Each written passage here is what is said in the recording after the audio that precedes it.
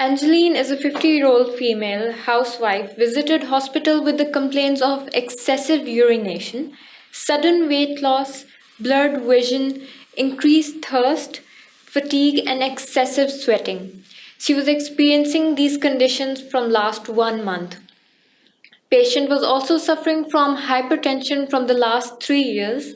She was using atenolol 50 milligram once daily from the last 3 years. Her BMI was 32.01 kg per meter square.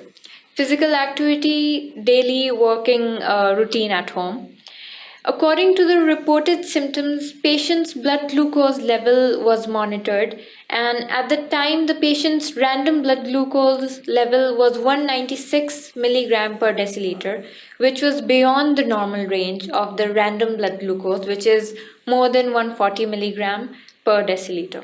Patient was also said to monitor her fasting glucose level that was 134 milligram per deciliter, which was also beyond the normal range, which is around 70 to 100 milligrams per deciliter. Now, being a family medicine specialist, how will you manage this case? Will you carry out further investigations? Or what treatment options will you recommend? To learn about these answers, let's study about diabetes in detail on sqadia.com.